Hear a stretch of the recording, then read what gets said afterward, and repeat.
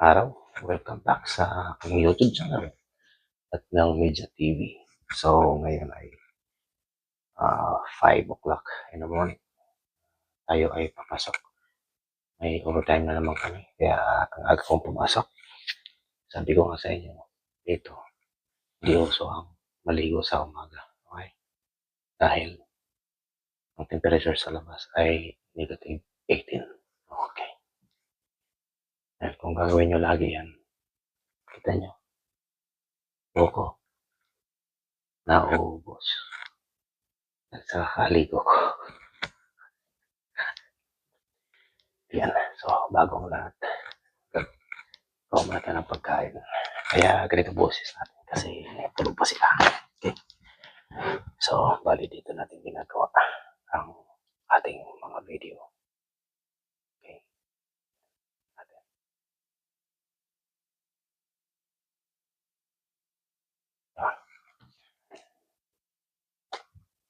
Ito.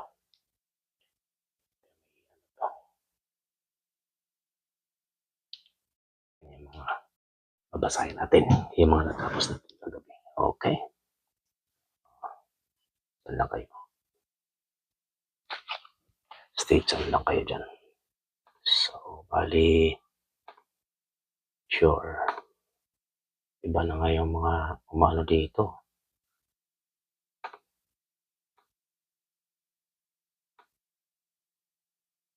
Si Mia tsaka hindi pa rin, hindi natatapos pa rin. Kay Pierce, kay Madam Pierce. Hindi natatapos yung daming, siguro daming nito. Kay RC naman, hindi rin natapos. 7 hours niya. Daming paharang. Pagka maraming paharang talagang hindi basta-basta matatapos ang video. Okay, so dito tayo sa playlist natin. Tara, babasahin natin yung mga natatapos.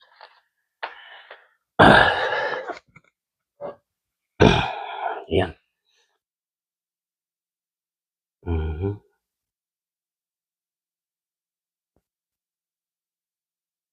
Ito kay Bulusa, kay Marjay, tapos kay Vic, kay si Samuel, Bokchoy, kay RC hindi natapos. Ang daming paharang dito kay RC. Prado. Yan. Ay, tingnan lang. Yan. So tayo nga. Prepare tayo ng pagkain. Okay. So, ito ay pesto sauce to. At tinatawag nilang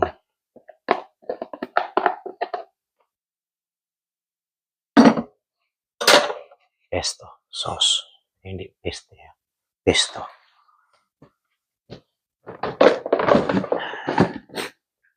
Pesto sauce yan. Na pasta. Yan, gawa ko yan.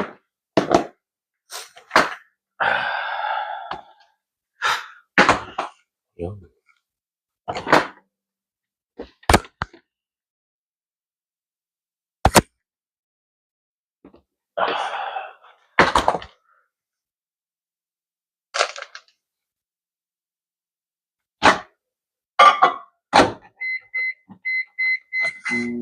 Okay.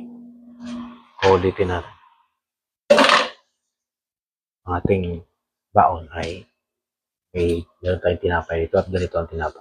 Kalaki dito. Okay. Labagit ito. Baguette bread. French bread. Kumbaga.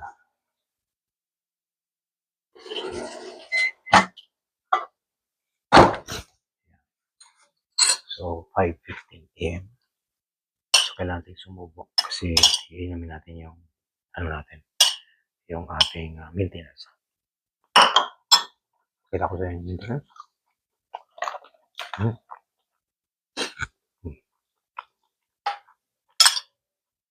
Gamot sa high blood.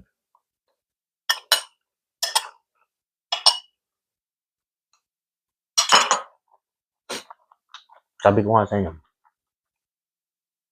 na nakagamot dito ay libre lang. Okay? Lalo na pag may insurance ka. Akong babaya. So, check up. Check up dito, libre.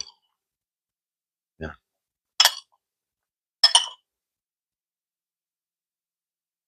Kasi, under ng government law yan.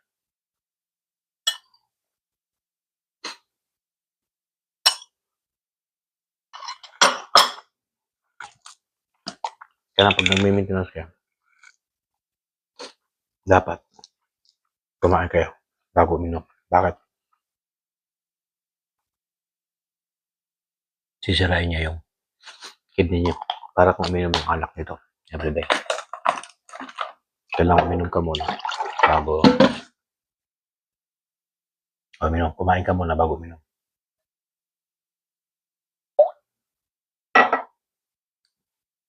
Yun. Ulitin natin ang mga dala ko. Okay? Ito, tinapay. Sisig na chicken. Siyempre hindi magpapauli ang lahat. Ang aking salad. There. Cucumber.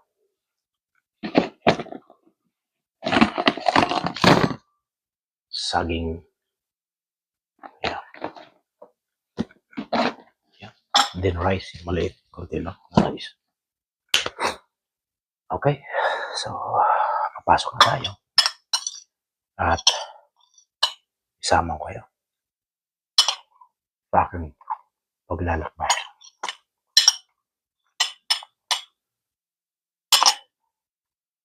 Para maka-cover tayo ng salita.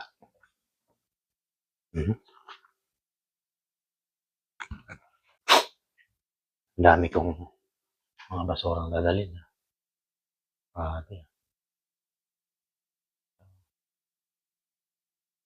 20 minutes remaining sa ano niya. Okay, doesn't matter. 20 minutes na lang to, ang remaining.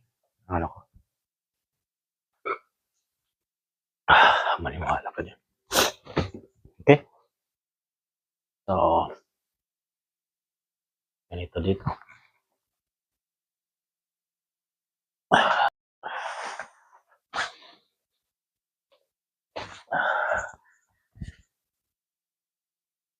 So, dito na tayo sa labas. At nasa underground parking tayo. Okay. So, napaka-lamig ngayong araw na to. So, ganito lagi ang pasok ko. Madaling araw. At ipag-play natin ang ating mga kapatid. Ayan. At maraming nga palang salamat sa mga ating mga bagong kasama sa GC. Okay. So, dito na tayo sa loob. I-sit up lang natin ang lahat. Ayan. Diyan lang muna kayo.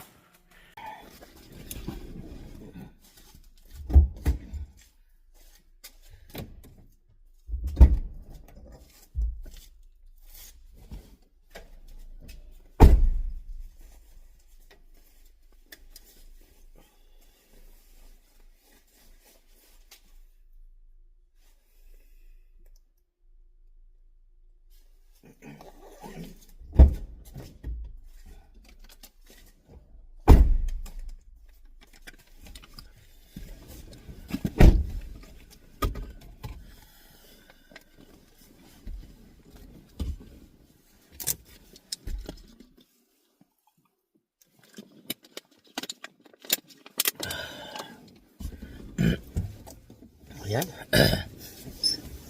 Anong oras na? Ang oras natin ay ang oras natin ay 5:24 ng umaga. Tika lang. Inisan na natin yung salamin natin kasi sobrang dumi.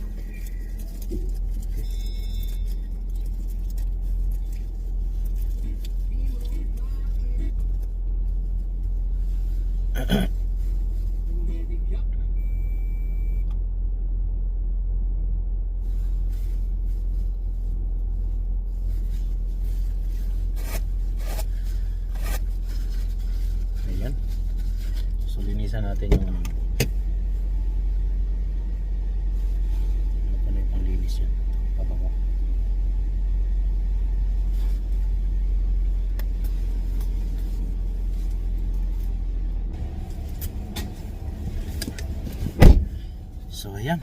So nalinisan na natin yung ating side mirror. Wala na akong ulos makita kasi puro putik. Tsaka ano ng snow yan, tasik. So yun. Okay, so let's go. Wala sa anong oras na ba? 5:30 ng umaga na. Okay. There you go. So lagi niyong tatandaan na buburahin lang natin ang ibang iniisip sa ating mga kapwa nating kababayan at kung ikaw ay nasa Pilipinas. Okay, kunting kwentuhan na lang muna tayo. So medyo madulas atang kalsada ngayon dahil slimy at pangit ang temperature. Okay.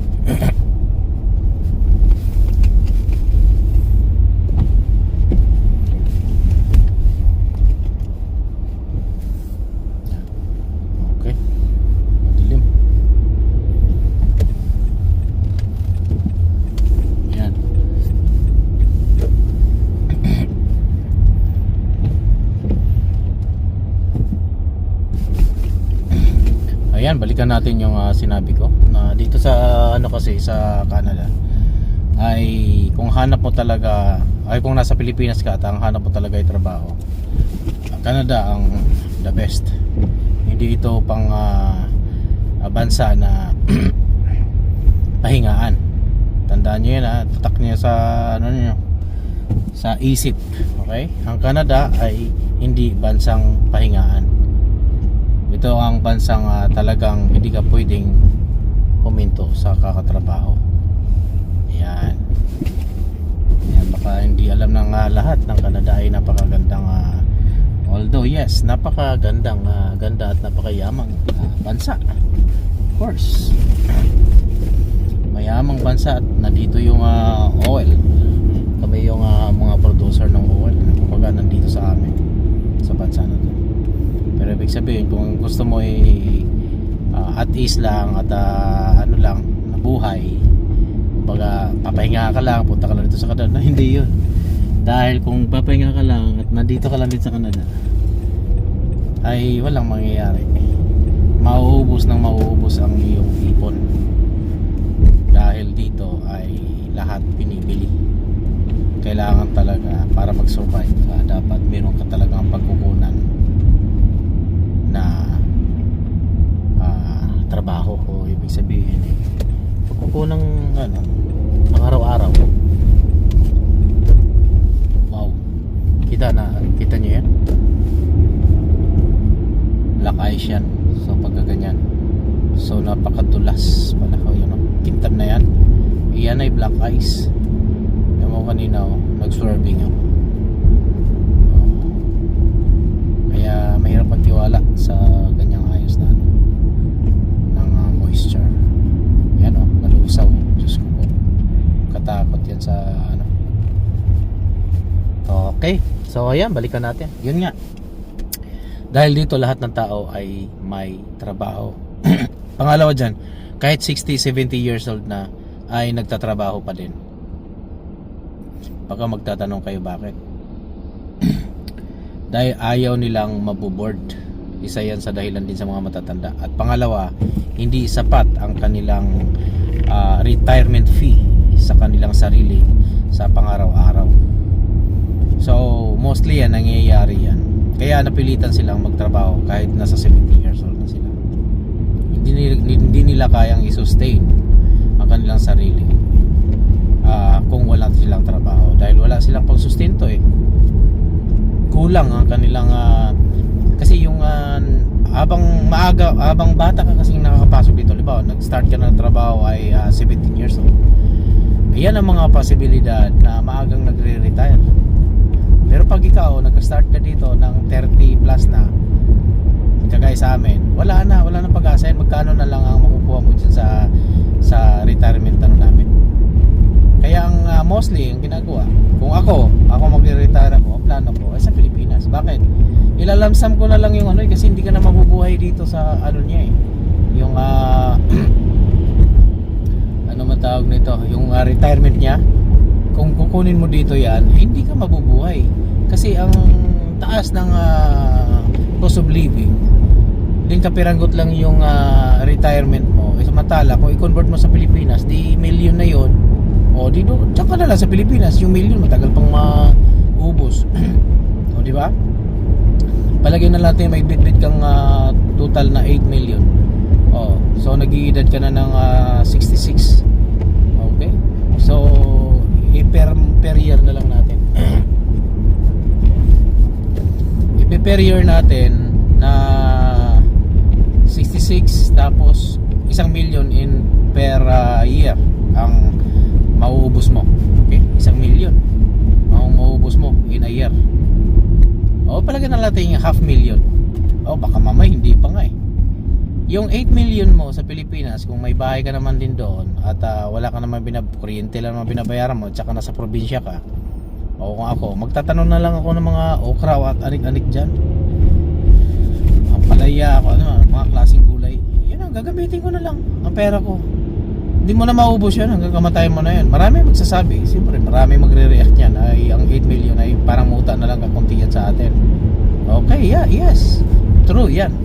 Ang akin naman ay saan ba kaya sa parte ng Pilipinas? Yun naman ang akin. Yan bawi ko naman doon sa mga tao na parang muta na lang kakunti ang 8 million sa Pilipinas. Bawi ko naman dyan, saan ba kayo sa parte ng Pilipinas?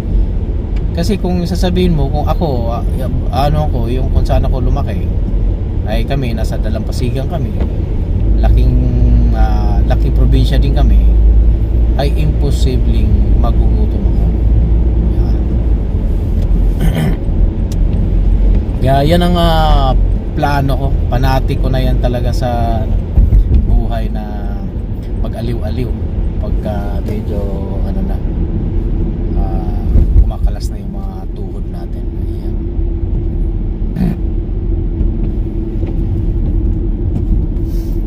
Ayan. So, di ba? So yun, kung ikaw ay nasa syudad ka tapos 8 million mo, ay huwag ka nang umasa. Ubus yan everyday. Gumagastos ka, pupunta ka sa palengke, mamalengke ka. Oh. Eh tumataginting ang everyday mo. Baka 5,000 pamalengke mo. Oh, in a week. Palagay na lang natin in a week o every 2 weeks, 10,000 gastos mo, pagkain lang yun. Oh, plus yung ano mo pa, upa sa bahay. Oh, di ba?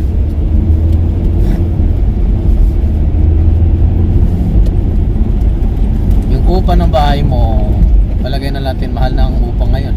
Sabi nga ng kasama namin, mahal ng ano pa mabubuhay niya ng sa 8 million mo? Wala yan.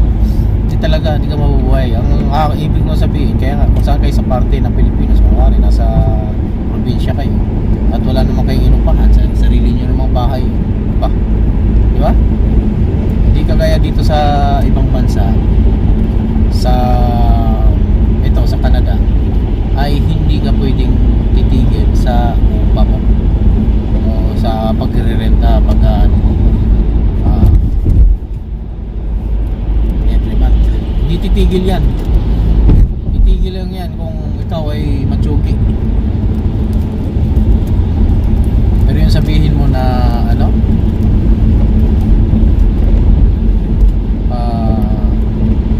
ihinto kahit isang araw, hindi. Kaya nga ang iba hindi makakauwi sa Pilipinas.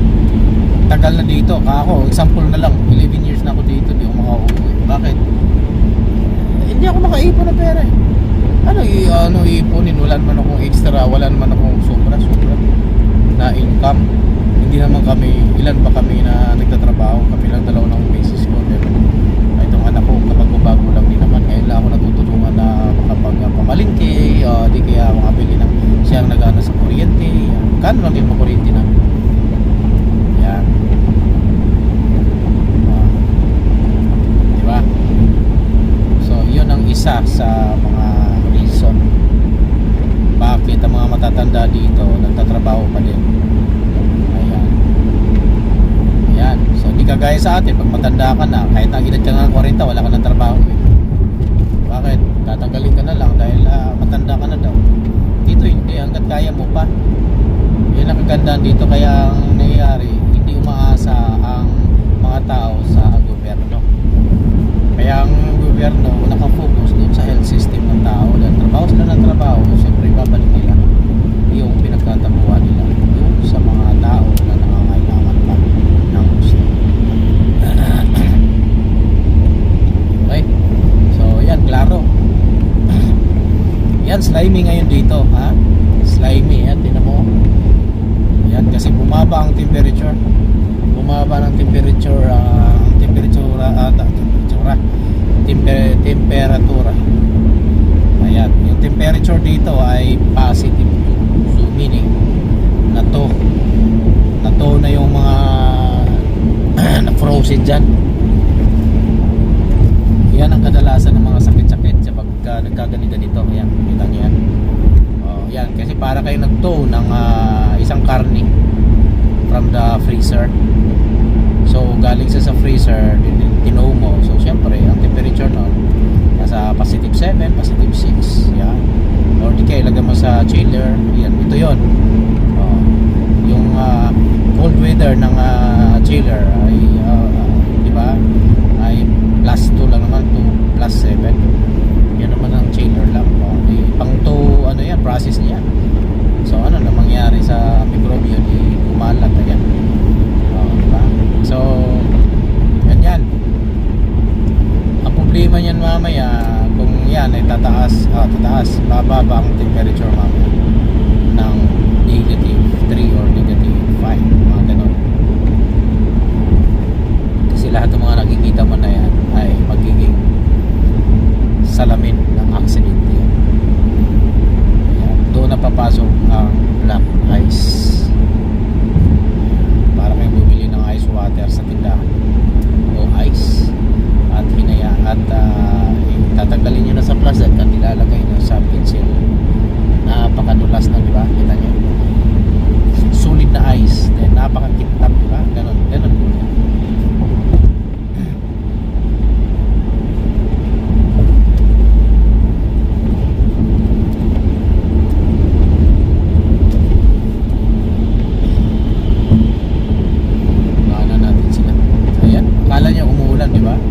lusaw lahat.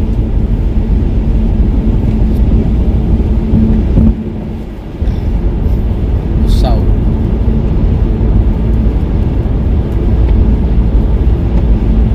Ayan, so yan, balikan natin ulit sa pagtatrabaho. Kaya dito, hindi pwedeng tumigil, hindi pwedeng patulog-tulog ka, hindi mo pwedeng nakahilata at hinantay mo na lang yung padala ng parents mo or bigay ng parents nyo. Although, marami pa rin dito sa atin ang umaasa sa mga magulang dahil yung culture natin ay ganyan. Pero, base sa mga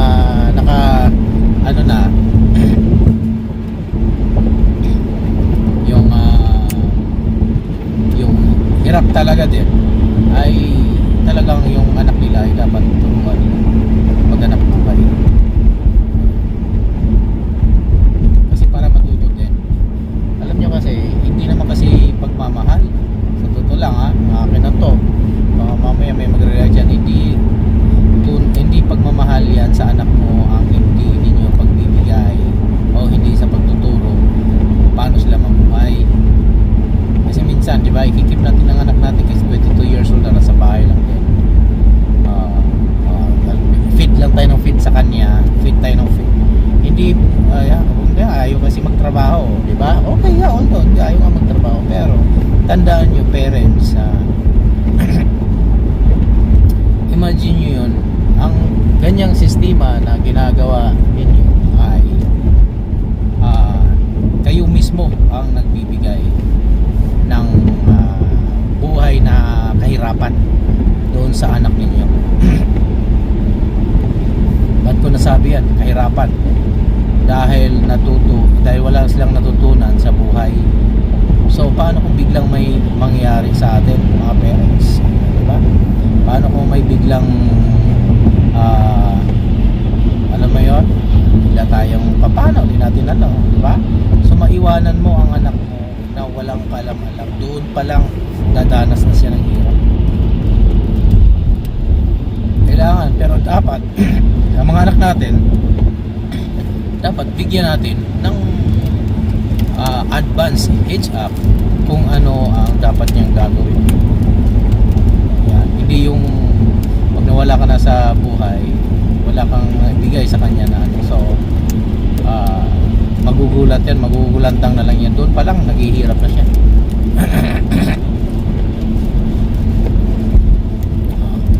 Diba? Hindi ako ano, yung gusto ko preparation, prepared talaga. Kailangan talaga tumayo na siya sa sarili niya pa in case may mangyari sa iyo, hindi ka mangangamba na hindi kaya ng anak mo. Ganun ako. Ibig sabihin aga-aga pa naman pinapatrabaho mo na yung anak mo, hindi pa naman siguro niya kaya yan. Kung yan ang in-expect mo, kawawa yung anak mo. Kasi tayo mga parents, matutsugi na tayo eh. Doon na tayo sa papuntang ano eh. Para ka lang nagpupunla ng ano yan, mais. Para ka lang nagpupunla.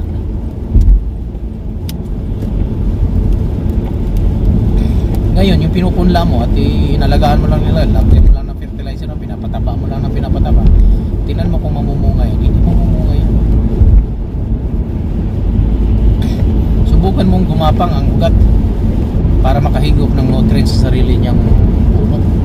Para sa ganun, pag namunga yan, sulit. Yung ano ay bulaklak lang ng bulaklak yan. Pagka fertilizer kaya na fertilizer.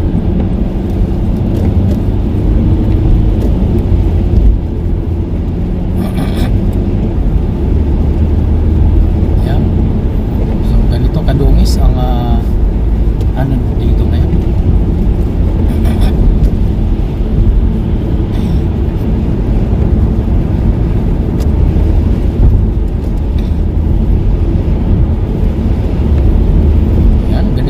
Grabe yung mga ano, parang akala mo uulan.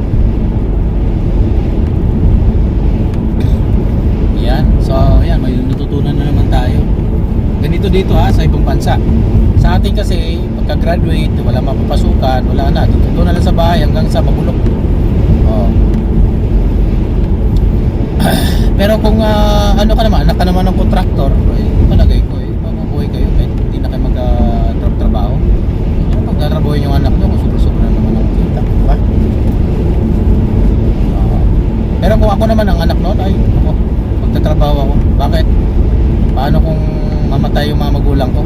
Yan ang sa akin na thinking ko dapat kung kayo mga anak, yan, mga bata, ano pa, dapat advance ang thinking nyo. Hindi yung iniisip, hindi yung dapat kasi ang iba ito yung isip ng bobo eh. Kung sasabing matalino may mga matatalinong bobo. Kung ikaw bata, kabataan ka, sarap ng buhay mo kasi gagalan, computer ka lang, hindi kasarapan ng buhay yan. Kundi nilulugmok mo ang sarili mo, parang niluto mo yung sarili mo sa sarili mo mantika, na balang araw ay maghihirap ka. Dapat habang buhay pa yung pamilya mo, buhay pa yung magulang mo, may nagsusupport sa iyo, na may nagfi-feed sa iyo, kumain ka na ng kumayod, ka na, maklaber ka na ng husto ng tamang para sa ganon makapwesto ka na. Hindi ka na matataranta in case of mangyari. Kaso iba yung mga nangyari sa atin. Pagka yan, feed ng feed ang mga magulang, dami ng mga pera, laki naman ng lupain, laki, ganda naman ng ba't naman ako magtatrabaho pa, dito na lang ako sa bahay. Pag gano'n na lang, di ba? So oras na matutsugi na mga magulang natin, ano na ang mangyayari? Ang mga ari-arian ng mga magulang ninyo ay mawawala yan. Una sa lahat, dahil wala kayong pinagkukunan, ibibinta nyo yan, di ba? So ngayon pag ibibinta kayo, wala kayong ibang alam eh. Ang alam niya lang ay ibibinta ang mga ari-arian ng mga magulang ninyo, dahil yun ay inisip nyo kapirahan. Yun lang, napakababaw. Pero sa tao na naging madiskarte nung buhay pa ang mga magulang, ay naging madiskarte na, iyan ang kadalasan nagsasucceed. At saka bukod yun, mataas ang self-esteem nila, self-confidence nila ay mataas. So hindi sila, kung magkakaroon sila ng problema, hindi sila basta-basta natutumba.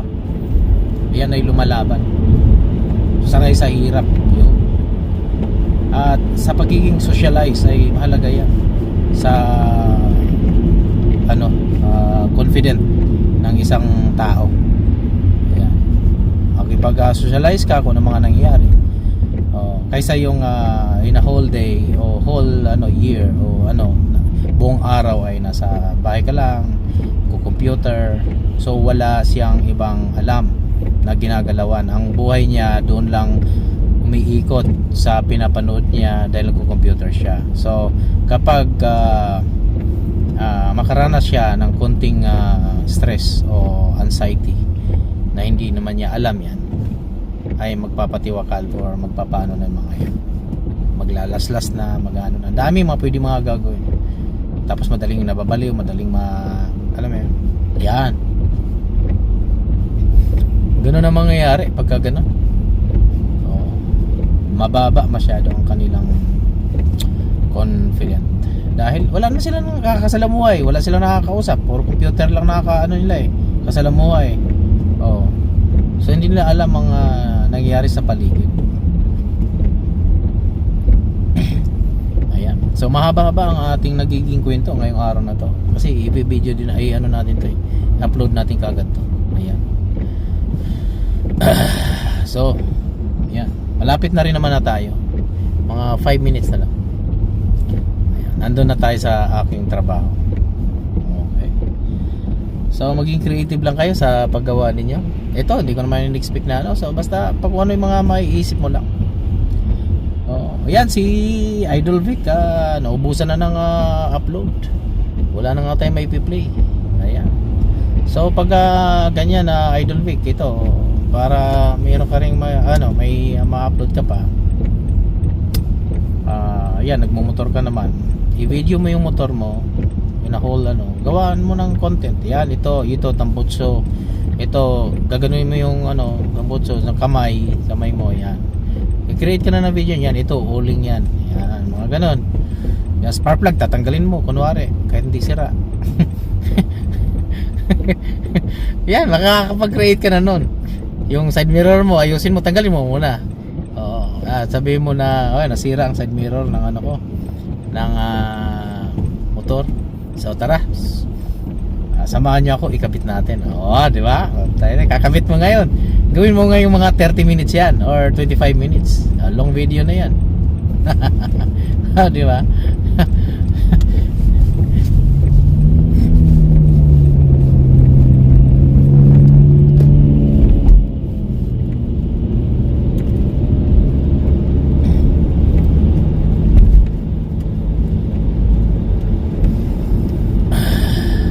Yan.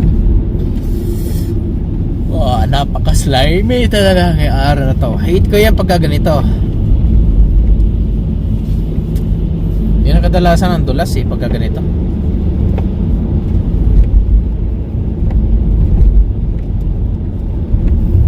Kaya kita nyo pa, busy na kagad ang daan dito, di ba? Kasi nga lahat ng papasok, industrial area kasi to. Yan, si Madam Marieta naubusan din ng video. Sabi nga niya hindi siya daw makapag-video. Magbi-video siya sa mga pamangkin, ganyan. Yan. Although malaki yung bakuran nila ni Madam Marieta. Yan, pwede kayong gumawa ng video na magkukunwari na, kasi kita ko maraming mga ganda, may Bermuda, gandang glass, magandang grass. Yan, pwede kayong magtanim-tanim sa gilid. Di ba? Tapos pagka kahit di kayo nagluluto, yan, luto kayo ng sardinas. Kaya paksiw, ano bang pwedeng maluto pa? Maaga kasing si Madam Marieta, sabi nga niya. Maaga siyang pero mahaba pa sana ang kwentuhan namin, yung niya, live niya nung kahapon. Yan, ito napaka-dulas dito. Hindi natin alam, baka madulas. Yan, marami mong papasok mamaya at sasabayan ako dahil busy nga ako sa site.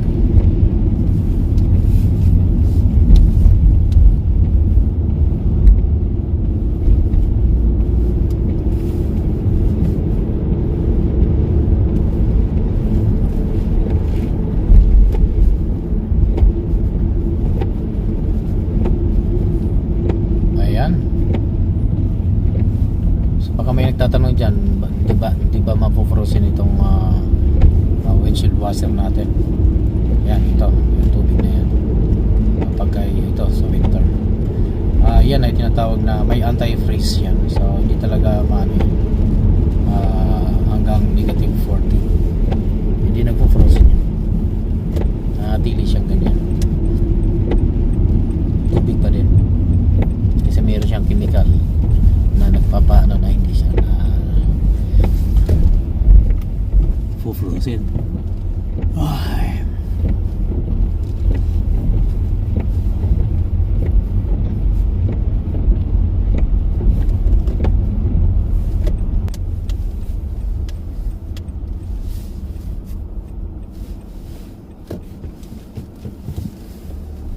Ayan.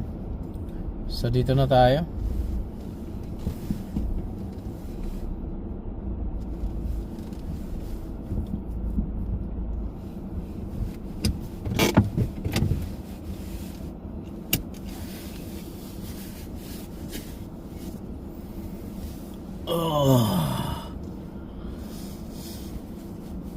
Ay. Ayan.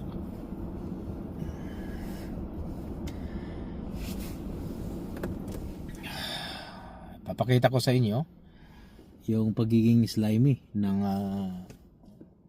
ano natin, kung gaano talaga ka-slimy yan. Okay? Tara. Yan. At umuulan. Kita niyan. Yan, dulas yan. Ayan, pangit. Okay. So, dito lang nagtatapos ang ating teko. Ayan. Ayan, dito nagtatapos ang ating mahalagang bagay at mahalagang kwento sa buhay natin. Kaya huwag kayong mawawala lagi sa aking mga kwentong buhay Canada.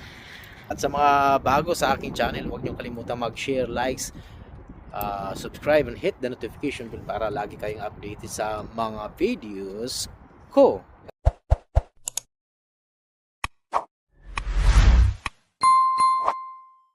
Ito lang sa Buhay Canada.